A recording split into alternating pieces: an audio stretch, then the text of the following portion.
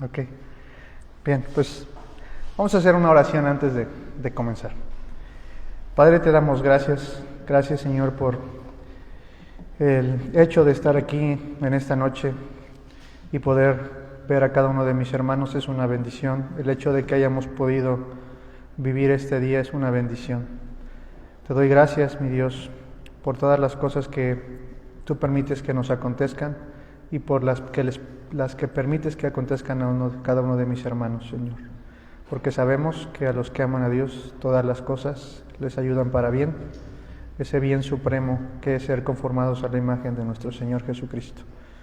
Señor, te ruego que me ayudes en esta hora para poder exponer este panorama general acerca del libro de Santiago, que cada uno de mis hermanos sea beneficiado al igual que yo con el contenido de este hermoso libro, de esta hermosa carta.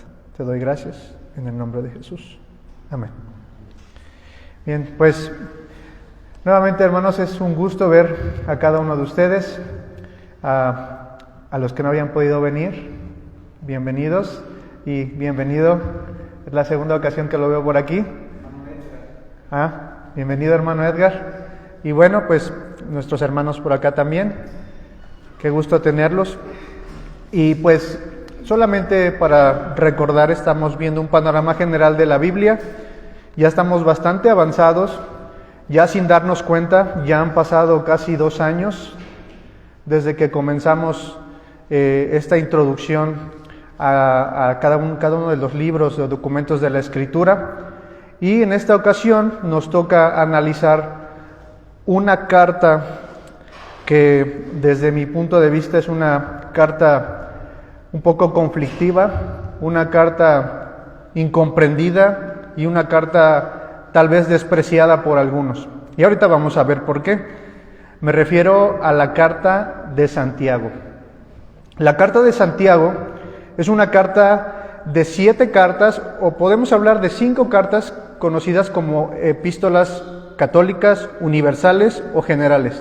¿Alguien tiene una idea de por qué se les denomina generales, católicas o universales? No están dirigidas a una. Muy bien. Como dice mi hermano Carlos, a diferencia de las cartas que Pablo envía, como a los romanos, a los gálatas, a los efesios, Santiago no está dirigida a una congregación o a un grupo de personas en específico, sino a varios grupos. Es decir, que una vez que esta carta llegó a manos de una comunidad, se pasaba a otra y a otra y a otra y a otra comunidad. Por eso es que es conocida como una epístola universal. Ahora, Santiago, me gustaría comenzar diciendo, o más bien recordando y repitiendo lo que ya dije, que es un poco conflictiva. ¿Y por qué es un poco conflictiva? Bueno, porque para empezar, Santiago utiliza un lenguaje, aunque es escrita en el idioma griego, utiliza un lenguaje muy hebreo. Por esa razón es que tuvo muchos conflictos. De hecho, para el cristianismo primitivo, es decir, para los primeros 3 siglos, fue una carta que no se encontraba o no se consideraba como canónica. Hay un canon que se conoce como el canon o la lista de Muratori, que es una lista de uno de los libros que eran reconocidos como canónicos por allá del 100 y tantos, del 2º siglo, y no aparece Santiago. Y no es que no sea un documento inspirado, sino que, repito, Santiago iba dirigida a un grupo específico de personas, no a todas las personas. Y ahora, por su alto contenido del Antiguo Testamento, pues para muchas personas, sobre todo para las comunidades gentiles, esto era irrelevante. Y vamos a ver algo, una peculiaridad. Vamos a ver a qué me refiero con un alto contenido veterotestamentario, del Antiguo Testamento. Y aquí les voy a pedir que participen. Vamos, por ejemplo, a comparar Santiago 1:11, si alguien por ahí, si Gretita lo lee por favor, y Carlos lee Isaías 40. Sí, por favor. Santiago 1:11. Porque cuando sale el sol con calor abrasador, la hierba se seca, a su flor se cae y perece su hermosa apariencia. Así también se marchitará el rico Ok, ahora escuchen lo que dice Isaías 40, 6, 7. Isaías 40, versículos 6 y 7. Voz que decía a voces, y yo respondí, ¿qué tengo que decir a voces? Que toda carne es hierba y toda su gloria como flor del campo. La hierba se seca y la flor se marchita, porque el viento de Jehová sopló en ella, ciertamente como hierba es el pueblo. Ok, hasta ahí. ¿Se dan cuenta de esta relación como o esta comparación de que el hombre es como hierba, que perece, que pasa rápido? Esta misma cita la ocupa Santiago en su documento.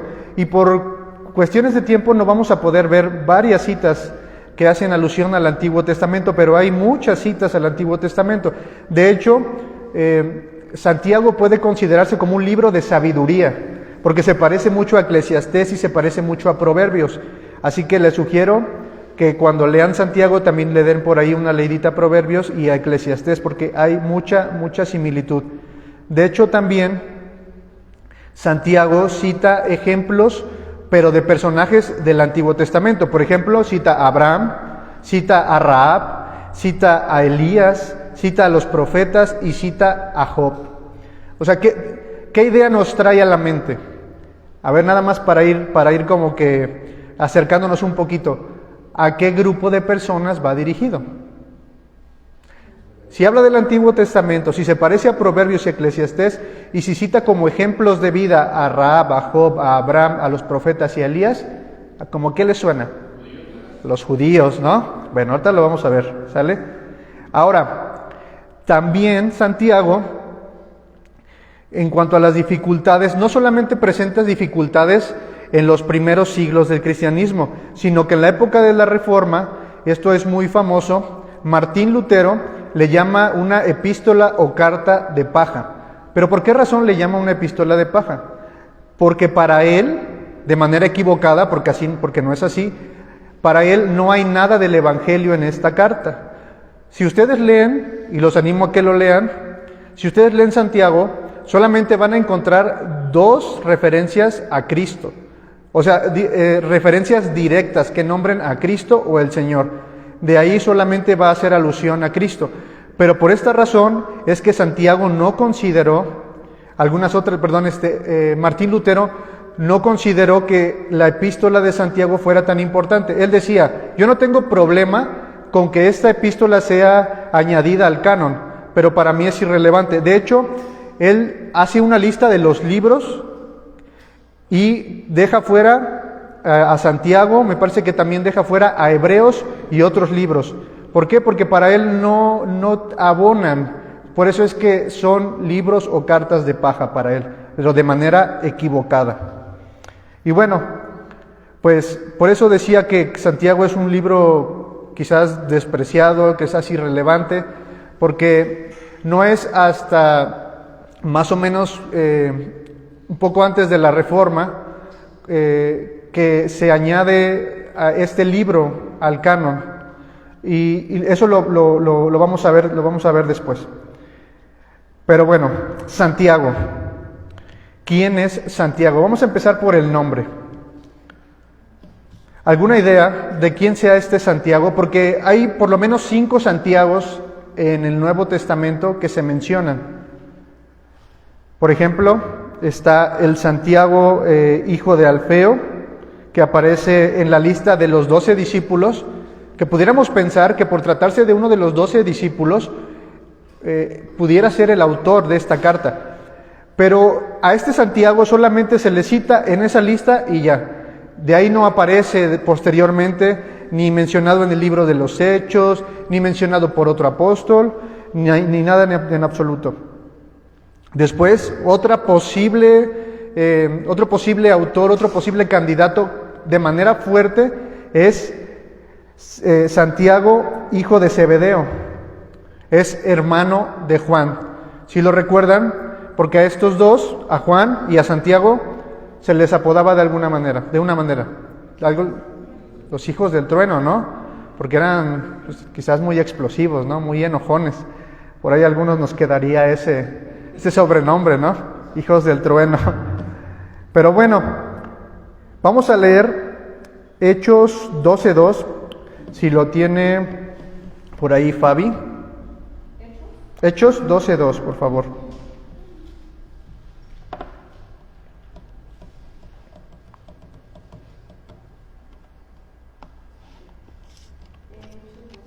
E hizo matar a espada a Jacobo, el hermano de Juan.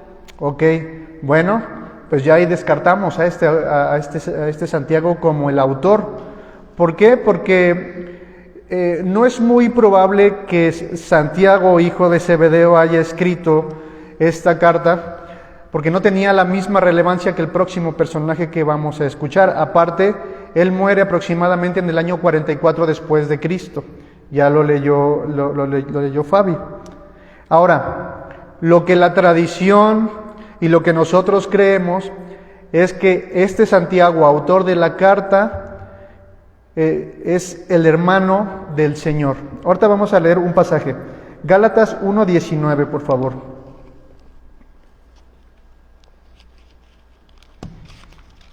Por aquí tomé prestada una Biblia. Gálatas 1:19. Quien lo tenga, diga, puede decir amén y lo puede leer, ¿eh? Pero no viene ningún otro de los apóstoles, sino a Jacobo, el hermano del Señor. Ok, Jacobo, el hermano del Señor.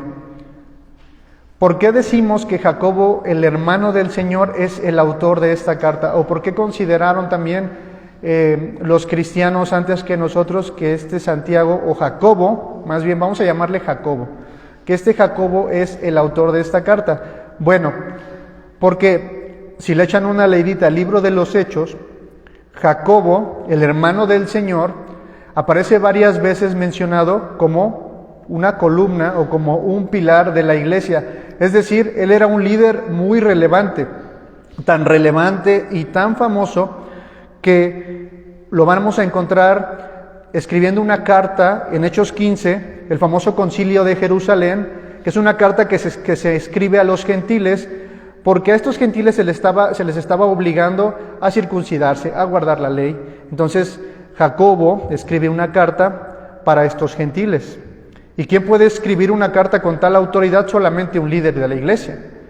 También aparece por ahí en Hechos 22, cuando Pablo llega a Jerusalén y Jacobo le pide a Pablo que, a causa de los rumores que corren por ahí, donde Pablo dice que los judíos no deben guardar la ley, que no deben circuncidar a sus hijos y esto, pues Jacobo le dice, ¿sabes qué? Como para apaciguar las aguas, aquí hay 4 que van a presentar voto, págale los gastos y ya por ahí te rapas tú también, ¿no? Entonces, este Jacobo es el autor, o creemos que es el autor, tradicionalmente se cree que es el autor de la carta de Santiago. También un dato curioso, y si alguien lo sabe, también puede participar. ¿Por qué se llama Santiago, o por qué la conocemos como Santiago y no como Jacobo?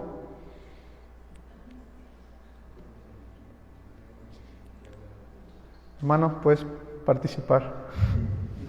¿No? Ok. Bueno, porque en latín se le conoce como San Jacobo, San Jacobus, ¿no? Entonces, en un intento, o más bien en el uso cotidiano, se translitera a Santiago, ¿no? Entonces pasa a nuestros días al español como Santiago, pero viene de ahí, de San Jacobus. Por eso es que nosotros lo conocemos como Santiago. Y también de ahí se deriva el nombre de Diego. Bueno, entonces decimos que el autor es Santiago, el hermano del Señor. Esa es la evidencia que tenemos internamente.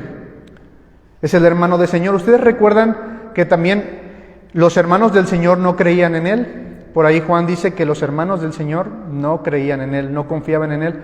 Pero ¿qué es lo que hizo que los hermanos del Señor creyeran en Él? Bueno, si recuerdan también, si leen 1 Corintios 15, recordarán que el Señor cuando resucitó se le apareció a Pedro y también se le apareció a Jacobo. Y esta aparición del Cristo resucitado transformó la vida de sus hermanos, de Judas, de José, de Santiago. Y es por eso que ahora sus hermanos creen en Él. Esto es lo que encontramos, o la información que podemos encontrar acerca de Santiago, o Jacobo, perdón, en el Nuevo Testamento. Pero leyendo por ahí la información extracanónica de algunos historiadores del cristianismo primitivo, podemos encontrar algo bien interesante de Jacobo. Y es que a Jacobo se le conocía como Jacobo o Santiago el Justo. ¿Por qué se le conocía como Jacobo el Justo? Porque era un líder que constantemente estaba aguardando o acatando las leyes, voy a decirlo así, aunque creo que no es el término más correcto, las leyes morales. Era una persona muy recta y aparte era una persona de oración. Se dice que Santiago o Jacobo tenía sus rodillas tan llenas de callosidades que parecían como las rodillas de un camello. Entonces, por esta razón se le conoce como Santiago o Jacobo el Justo. Y él muere cerca del año 62 después de Cristo. Muere martirizado. Él tenía muchos seguidores judíos, pero a estos seguidores judíos como que no les hacía mucha gracia, por así decirlo, como que no les parecía que Santiago o que Jacobo dijera que Cristo era el Mesías. Y en un intento de tratar de que Jacobo negara al Señor, fariseos y escribas le piden que suban al pináculo del templo, y al ver que él no niega al Señor Jesucristo, lo que hacen es aventarlo. Él cae, no se muere, lo lapidan, no se muere, y se dice, la tradición, que por ahí había entre la multitud una persona que tenía un palo, un garrote, y lo golpeó en la cabeza. Y de esa manera es que glorifica al Señor con su muerte. Así terminan los días de este Santiago, por allá del 62 después de Cristo. Vamos a pasar ahora al idioma. Ya dijimos que es escrita en griego. Eso también causa un poco de controversia porque Santiago, como va dirigido a un grupo de personas judías, algunos tienen dudas de que Santiago realmente haya escrito esta carta. Pero recordemos que esto no es tan relevante, porque en aquella época Santiago era una persona, al igual que Cristo, del norte de Galilea, una zona comercial, donde no solamente se hablaba griego, sino que también no solamente se hablaba hebreo, sino que también se hablaba griego y algunos otros idiomas, por esta cuestión del comercio, y tenían, claro, que conocer algunos idiomas, ¿no? Y la otra es que también Santiago, Jacobo, pudo tener algún amanuense. Por ahí recordarán que también Pablo en ocasiones hacía o echó mano de amanuense, y amanuense es aquella persona que se encarga de escribir algún texto por otra persona, ¿no? Entonces esta persona probablemente conocía muy bien el griego, y es escrita en este idioma. Los destinatarios dijimos que son de origen hebreo o judío. Lean por favor Santiago 1:1, si tienen por ahí mi esposa, Santiago 1:1.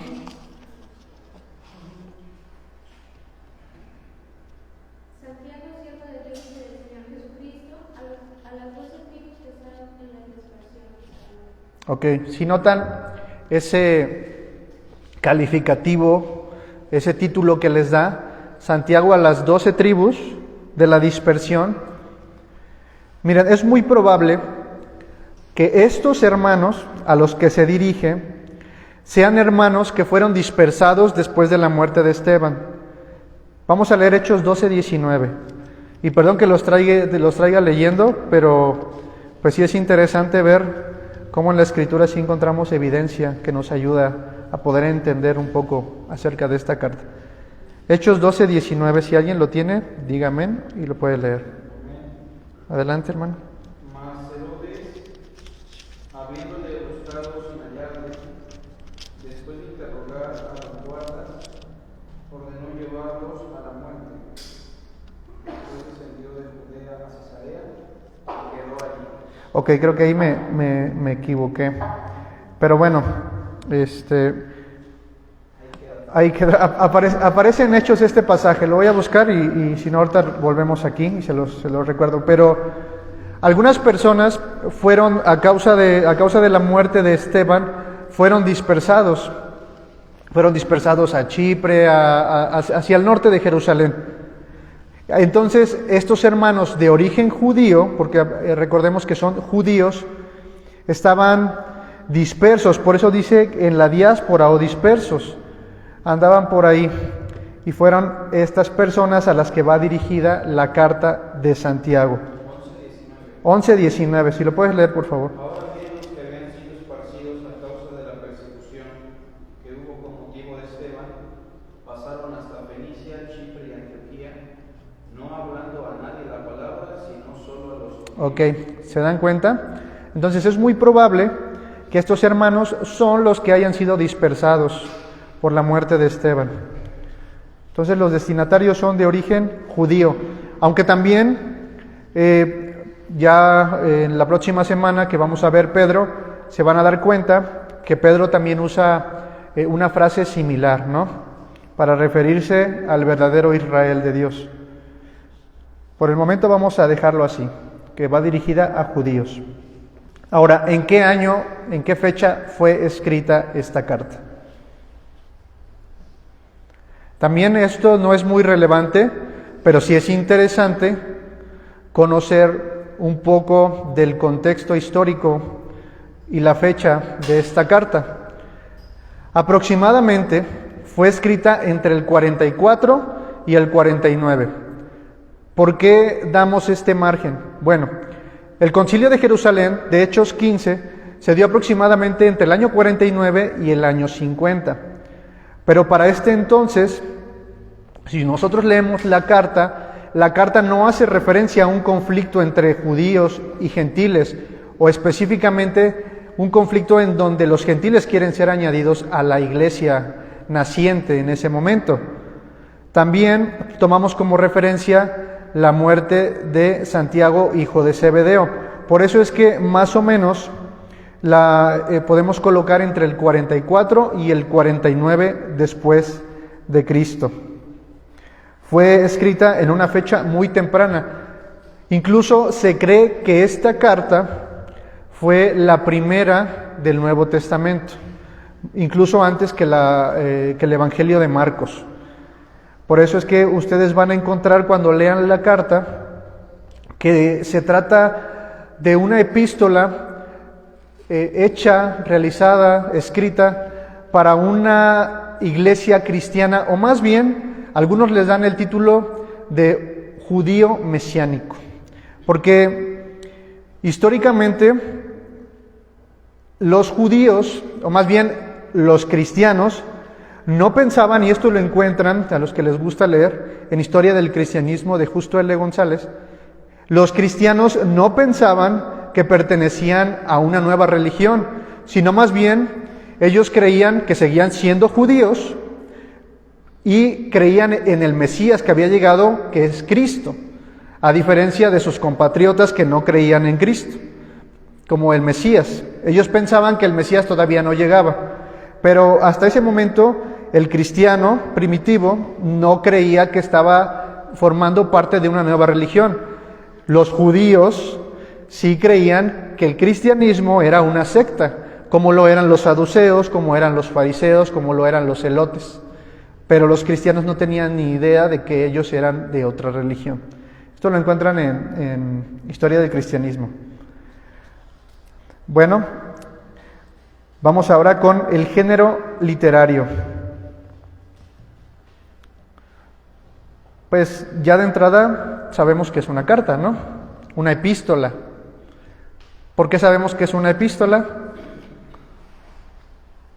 Porque tiene el saludo, el remitente, los destinatarios, que son a las 12 tribus que están en la dispersión. El autor es Santiago o Jacobo. Entonces podemos decir que es una epístola. Pero esta epístola, como les decía al principio, se parece mucho a Proverbios, se parece mucho a Eclesiastés, a los libros sapienciales del Antiguo Testamento. Entonces vamos a encontrar que en esta carta hay una serie de exhortaciones a cada uno de los hermanos que la vayan a leer. Entonces podemos decir que es, como género literario, es una epístola exhortativa. Y de verdad, hermanos, los animo a que la lean. Yo la primera vez que leí esta carta me impresioné de tantos principios que contiene Santiago. Antes de leer, me parece que el Nuevo Testamento, leí Santiago, y de verdad que es una carta muy, muy, muy valiosa. Así que los invito a leerla. Algo que también estoy pasando por alto y que creo que es muy importante que ustedes sepan, que cuando ustedes lean la carta de Santiago, no solamente se van a dar cuenta que es una carta con alto contenido del Antiguo Testamento, sino que también, si ustedes leen Mateo capítulo 5, 6 y 7, donde es el Sermón del Monte, ustedes se van a dar cuenta que hay una gran similitud con lo que Santiago les está expresando a nuestros hermanos en aquel momento. Así que, para poder leer y entender un poco esta carta, lean Mateo 5, 6 y 7, y se darán cuenta de la gran similitud que hay. ¿Y por qué creen que haya una similitud? Pues porque Santiago, Jacobo, estuvo empapado del ministerio de Cristo y de las enseñanzas de Cristo, aún siendo él un incrédulo. Con mucha razón, ahora que es creyente, obviamente trae esto a su vida, ¿no? Bueno, el tema. Vamos con el tema. ¿Alguna idea? Si alguien ya ha leído Santiago, si no ya me ganó mi hijo. ¿No? Ok. ¿Alguien ya ha leído Santiago? ¿Sí? Sí me gustaría escuchar cuál creen que consideren que es el tema. La fe y las obras. La verdadera religión. Sabiduría de lo alto. Miren, es complicado porque Santiago tiene muchísimos tópicos, muchísimos temas que trata, pero si tomamos en cuenta que Santiago era un líder de la iglesia, y esto es una perspectiva personal, Santiago era un líder de la iglesia, preocupado por aquellas personas que han sido dispersas, judíos, a un ambiente gentil. Y si a eso le sumamos que en la carta de Santiago aparece 15 veces la palabra hermanos, entonces yo considero que el tema principal de esta carta es, si lo ponen en la pantalla, sus hermanos y su preocupación por los frutos de su fe. ¿Por qué digo esto? Porque estamos hablando de judíos que están en un territorio diferente al que están acostumbrados en Jerusalén, judíos que han nacido de nuevo, pero que están carentes de doctrina. Y algo que me gustaría decir, Santiago no es un libro que se enfoque en la teología o en la doctrina como tal, sino más bien en la práctica, en la puesta en práctica de esta doctrina. Es por eso que hay tantos temas que Santiago está tratando: la sabiduría de lo alto, la fe muerta sin obras y muchos otros temas. Entonces considero que el tema es la preocupación de Santiago por sus hermanos y su vida práctica de fe. Y el propósito tiene que ver con el tema. El propósito es proveer a sus hermanos una serie de principios prácticos que les ayudarán a vivir de manera correcta su fe. Vamos a leer Santiago 2:17. Ese es un versículo muy conocido. Así también la fe, si no tiene obras, es muerta en sí mismas. Estos hermanos judíos sí creían que eran salvos por la fe, pero probablemente solamente se hayan quedado con esta parte. Pero era necesario que ellos conocieran que la fe sin obras, como dice Santiago, es muerta, que esa fe se tenía que ver reflejada en su vida diaria. Entonces, considero que ese es el propósito. Ahora vamos con la estructura.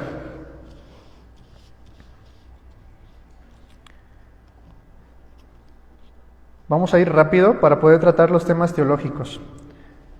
Del capítulo 1, del versículo 1 al versículo 18, esa sección nos habla acerca de la paciencia en las pruebas.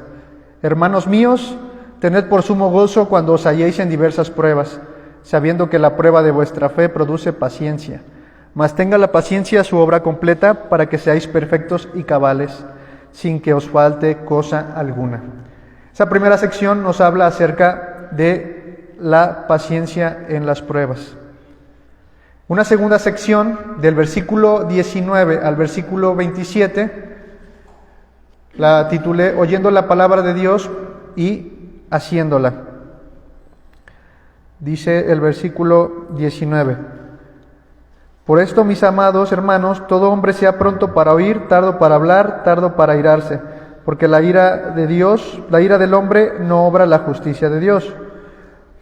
22. Pero sed hacedores de la palabra y no tan solamente oidores, engañándoos a vosotros mismos. Una tercera sección la encontramos del capítulo 2, del versículo 1 al versículo 13. De manera general la titulé Imparcialidad ante hombres de distinta categoría. No hacer acepción de personas, es lo que dice el Señor en esta parte. Vamos con una cuarta sección, la relación entre la fe y las obras.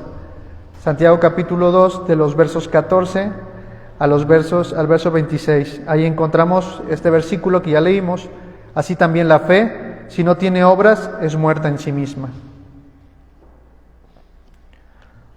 Otra sección, el dominio de la lengua.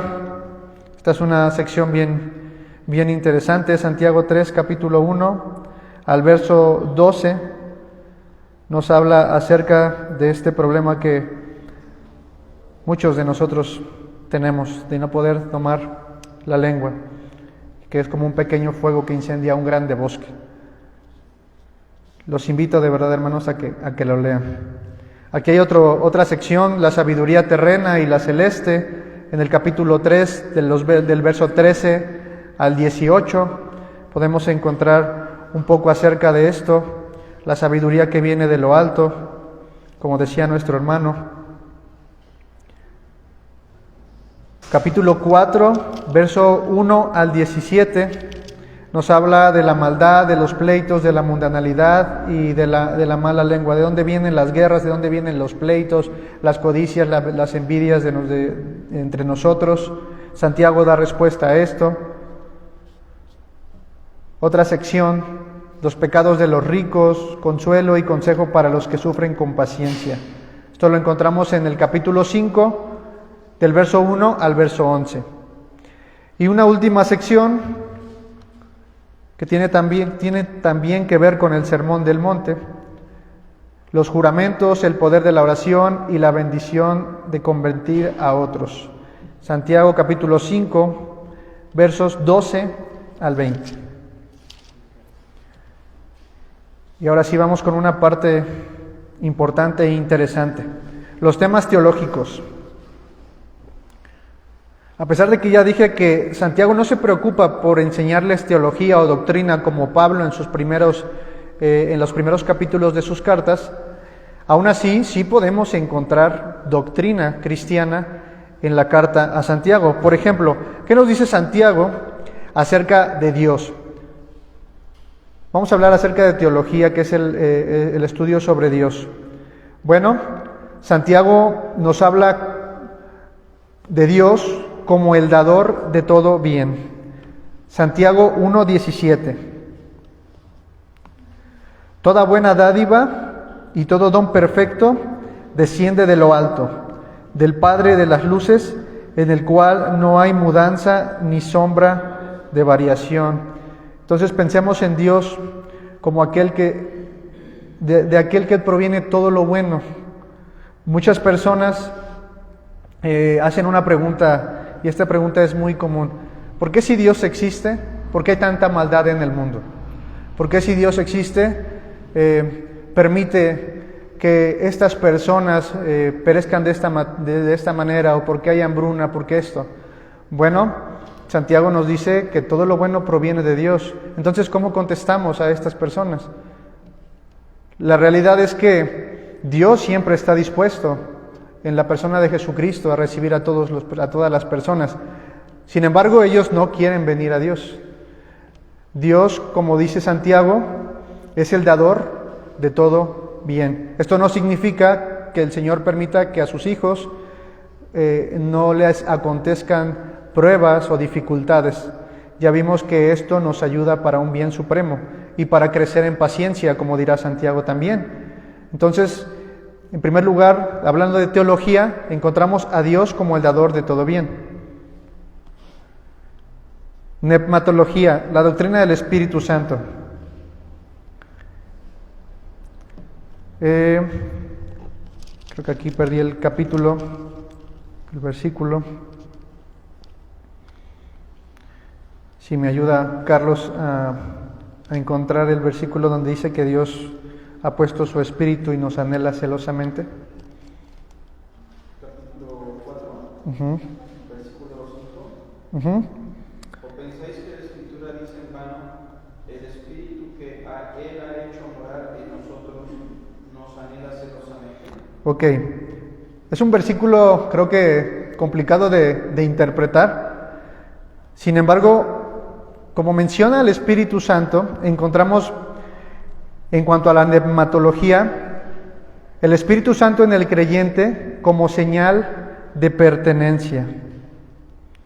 Esta idea de que en el Antiguo Testamento del Señor como esposo, como marido de Israel, de su pueblo, y el Espíritu Santo como una señal de la pertenencia de Israel como su pueblo. En este caso, Efesios dirá que el Espíritu Santo es las arras, la garantía de nuestra regeneración. O sea, el Espíritu Santo está como una garantía de aquel día glorioso que habremos de vivir cuando nuestro Señor venga. En Cristología, Santiago 2:1. Hermanos míos, que vuestra fe en nuestro glorioso Señor Jesucristo sea sin acepción de personas. En Cristología encontramos a Cristo como el objeto de nuestra fe. ¿Que nuestra fe en quién? En nuestro Señor Jesucristo. Antropología y amartología. Santiago 4, versos 1 y 3. Claro, antropología es el estudio acerca del ser humano y amartología es el estudio o el razonamiento acerca del pecado o la doctrina del pecado y la doctrina del hombre para fines prácticos. Ok, ¿qué encontramos acerca del hombre y acerca del pecado en Santiago 4? Dice, el origen de pleitos, codicias, guerras y los deleites vanos. Santiago dice, ¿de dónde vienen las guerras y los pleitos entre vosotros? ¿No es de vuestras pasiones las cuales combaten en vuestros miembros? Codiciáis y no tenéis, matáis y ardéis de envidia y no podéis alcanzar, combatís y lucháis, pero no tenéis lo que deseáis porque no pedís. Vamos a leer otro versículo para complementar esto. Santiago 1, versos 13 y 15. Al 13 al 15. Cuando alguno es tentado, no diga que es tentado de parte de Dios, porque Dios no puede ser tentado por el mal, ni Él tienta a nadie, sino que cada uno es tentado cuando de su propia concupiscencia es atraído y seducido. Entonces la concupiscencia, después que ha concebido, da a luz el pecado, y el pecado, siendo consumado, da a luz la muerte. En cuanto a la doctrina del hombre y a la doctrina del pecado, ¿qué nos dice Santiago? Bueno, Santiago va al punto y va al meollo del asunto en cuanto a la conducta pecaminosa del hombre. Pudiéramos decir, como otras personas, y es un tema que hablaba yo con un hermano hace poco, normalmente tendemos a explicar nuestra conducta a partir de medios externos. ¿Qué quiero decir con esto? Que si yo hago algo en contra de alguien, o si yo recaigo en una adicción, es porque de pequeño me pasó esto, de pequeño me hicieron esto, porque alguien me hizo esto. O sea, tendemos a echarle la culpa o a compartir la responsabilidad de nuestra pecaminosidad o nuestro comportamiento pecaminoso a agentes externos. Pero ¿qué nos dice Santiago? ¿De dónde provienen? De nosotros. Y esto también es común, escuchar la frase, Dios, no me tientes. Pero ¿qué dice Santiago? Dios no tienta a nadie. Todo esto viene de nuestro corazón, de nuestra mente, de nuestros pensamientos perversos. Eso en cuanto a antropología y a martología, para que nos quede claro el origen del comportamiento pecaminoso del hombre. Viene de nosotros. Ahora, en cuanto a soteriología, la doctrina de la salvación. Y este es un tema complicado.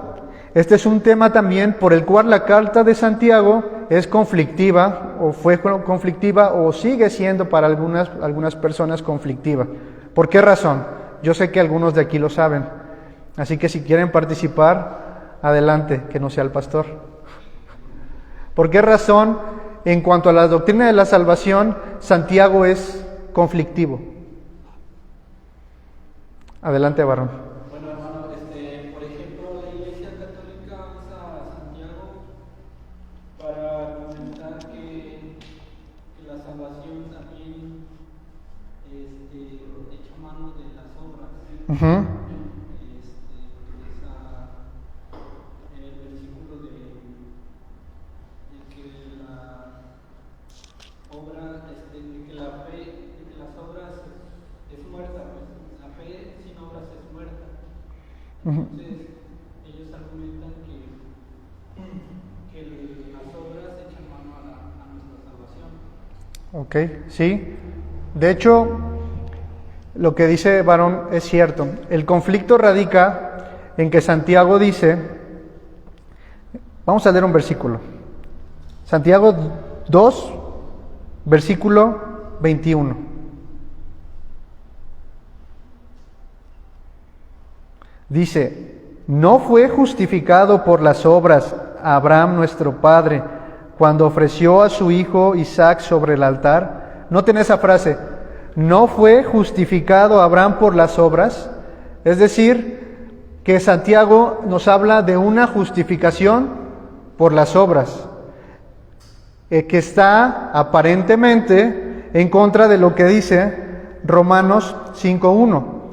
Justificados pues por la fe. Bueno, entonces, ¿por qué somos justificados? ¿Por las obras o por la fe? Ese es el conflicto que tiene Santiago, y de hecho ese es como que el conflicto más famoso por el que se conoce esta carta de Santiago. Me gustaría, sí, escucharlos. ¿Somos justificados por las obras o somos justificados por la fe? ¿O le creemos a Santiago o le creemos a Pablo? Hermana Mari. Ahí en ese pasaje al principio habla de una justificación. Uh-huh. Si alguno dice, yo tengo fe sin obras. Uh-huh. Bueno, ahí sí leo muy bien el pasaje. Una vez tuve la oportunidad de estudiarlo. Y bueno, me lo explicaron y yo después lo analicé. Uh-huh. Y aquí hay una justificación de un creyente con otra, como que tenía una charla, ¿no? Uh-huh. Decir, bueno, mi fe es, ¿cómo dice ese pasaje? No, Ajá. Tú, El 14. ok. Uh-huh. Hermanos míos, ¿de qué aprovechará si alguno dice que tiene fe y no tiene obras? ¿Podrá la fe salvarle? ya de ahí en adelante, hermano, Uh-huh. a explicar Santiago, pero bueno, en conclusión, no me entiende nada, quizás usted me explique. Allá habla de una justificación de una persona con otra, Uh-huh. una justificación ante Dios. Ok. Bueno, adelante, Gretita. Sí, o sea, la pregunta es, ¿o somos justificados por fe o somos justificados por obras? Creo que aquí lo hace adrede, Ujú. usando un juego de preguntas. Ujú, Porque más abajo menciona que y se cumplió, versículo 23, y se cumplió la escritura que dice, Abraham creyó a Dios y le fue contado por justicia ujú, y fue llamado amigo de Dios. ujú, Entonces, él está citando dos acontecimientos que sucedieron en distintas etapas en cuanto a la fe de Abraham. ujú, ¿En qué sentido? Que cuando él fue justificado realmente en cuanto al tema de la salvación, se da en Génesis 15, cuando simplemente Abraham creyó en la promesa que le había hecho el Señor de darle un hijo. ujú. Pero, ¿cómo realmente se podía comprobar que realmente Abraham era justificado y que fue creyente verdaderamente? Cuando más adelante, ya pasan muchos años, nace Isaac y entonces el Señor le pide que sacrifique a su hijo en el altar, y eso sucede en Génesis 22, y entonces es lo que está diciendo ahí, que realmente Abraham fue justificado. En otras palabras, realmente Abraham fue evidenciado, se comprobó que su fe fue genuina, Ujú. por cuanto él no rehusó sacrificar como un acto de fe a su hijo, aunque al final el Señor lo libró de la muerte a su hijo. Ok, muy bien, pues ahí está la explicación. En resumen, Santiago no está tan preocupado por explicarnos el origen de nuestra justificación, o sea, la fe, sino más bien Santiago está preocupado por el fruto de nuestra justificación.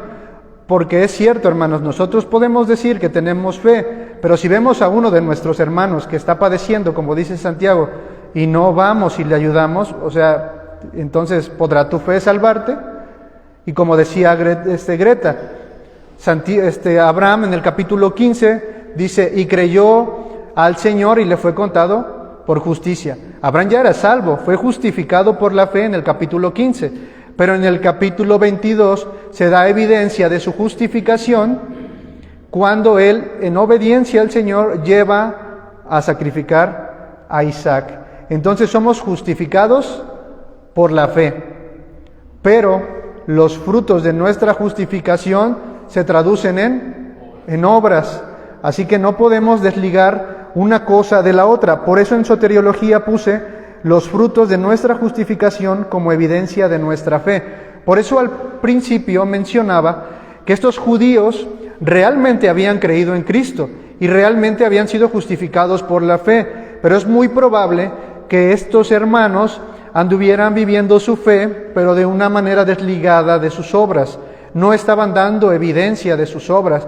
Por eso la insistencia de Santiago en que tenían que hacer obras, no tenían que hacer acepción de personas, tenían que controlar su lengua, tenían que ayudar a los necesitados, tenían que otorgarle el mismo lugar tanto al pobre como al rico.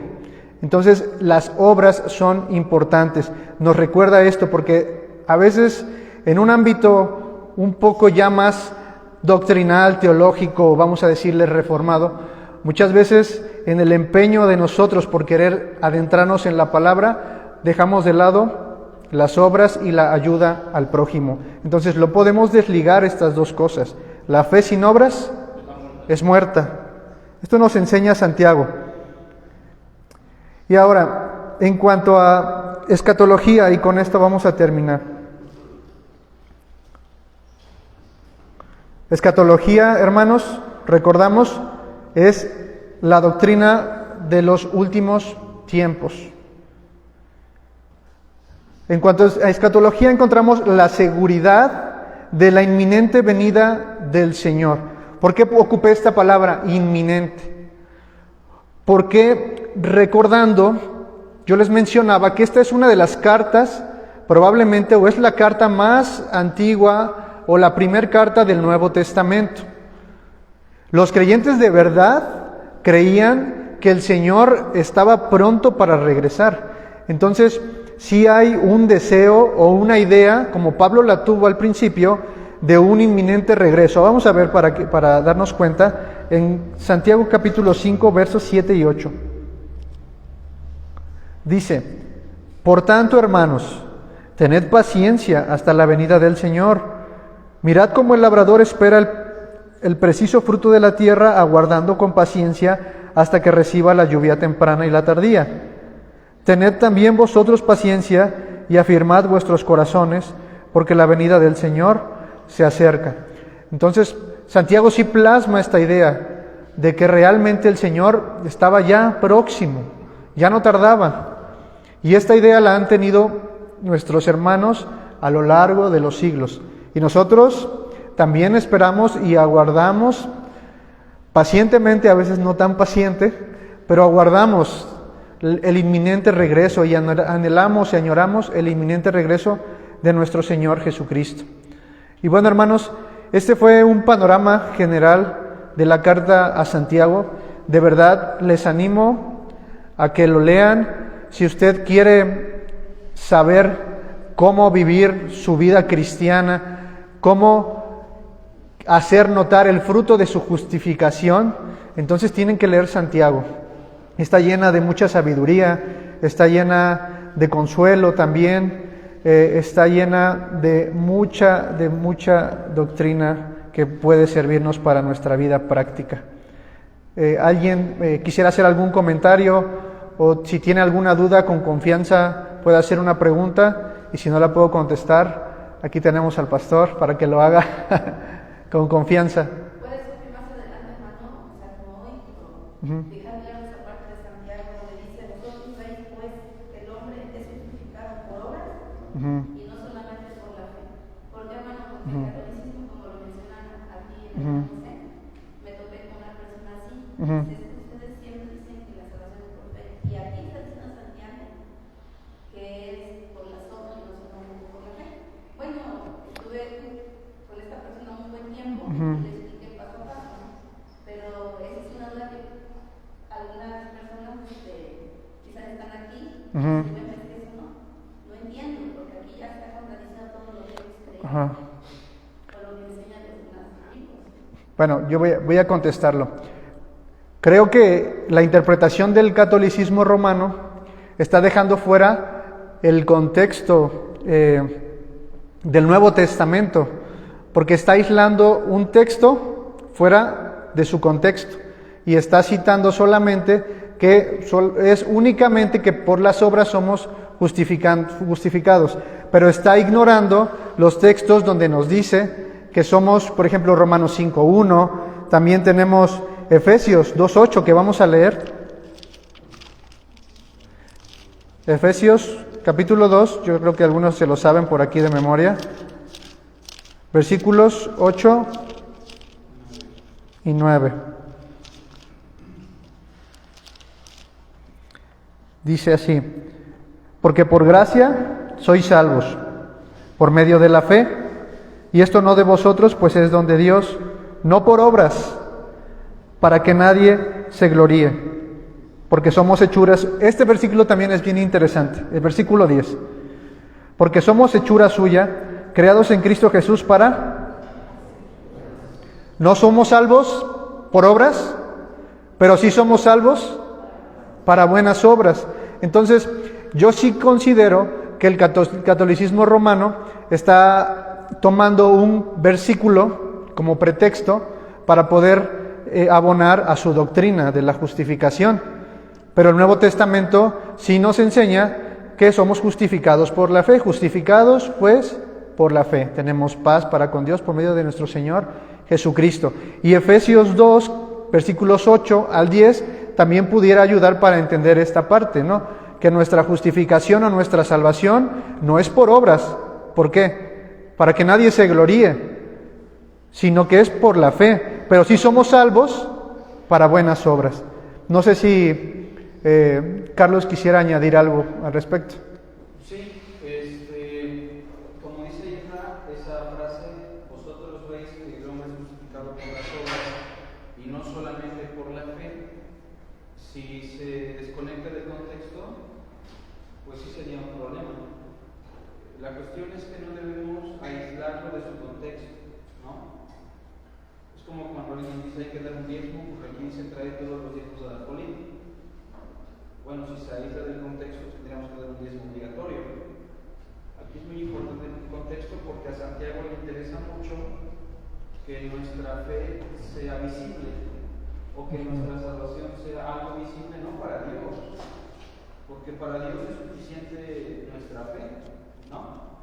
En el momento que creemos en Cristo, para Dios es visible quién es su Hijo y quién no, pero para los seres humanos no.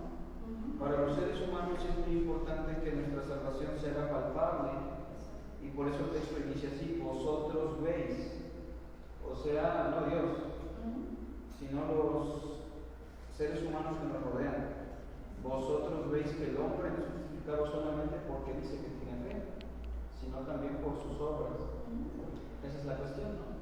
Entonces Santiago no está abordando cómo ser salvos, sino cómo evidenciar que somos verdaderamente salvos.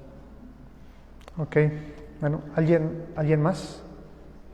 El mismo versículo que dice primero que es por las obras, y luego dice no solamente por la fe, da por hecho que primero es la fe. O sea, el mismo versículo me contesta, da por hecho que primero es la fe y como consecuencia las obras. Entonces, sí, desde ahí podríamos empezar así es, hermano. ¿Sí? ¿Usted? Bueno, es que en Santiago 2:24, cuando dice que ustedes ven que el hombre es justificado por las obras y no solamente por la fe, está hablando a los hombres, a un grupo que ellos pensaban que estaban justificados por las obras. Y si ustedes de ellos son justificados, nosotros también somos justificados por las obras y no solamente por la fe. Les estaba recalcando que no eran por las obras, sino que era por la fe, como dice Efesios 8. Entonces a veces se puede malinterpretar ese versículo, ¿no? Pueden mostrar y decir, bueno, es que mira, aquí somos justificados por las obras de nuestra vida. Sí. Si vemos el contexto, no está diciendo eso, sino que ellos creen que somos justificados por las obras. Exacto. ¿Cómo dice todo? Sí, obra la evidencia de que realmente una persona ha creído es su comportamiento, y su comportamiento lo lleva a las buenas obras, ¿no? Y a veces nosotros fallamos en esa parte, porque no damos testimonio de nuestra fe, de nuestra justificación en nuestros trabajos, en la escuela, en la calle, ¿no? Y es complicado, pero si realmente nosotros hemos sido justificados por la fe, entonces no es una... Bueno, vamos al punto. No es un mandamiento para nosotros. Nosotros debemos andar como luz y como sal en el mundo. O sea, no hay de otra. Porque al final de cuentas, nuestro testimonio engrandece y glorifica al Señor. Y si nuestro testimonio no es bueno, el afectado, en última instancia, es nuestro Señor Jesucristo, ¿no? Entonces, demos evidencia de nuestra fe por nuestras buenas obras. Podemos añadir que en el mismo contexto desde un principio se está hablando esa parte de hacer.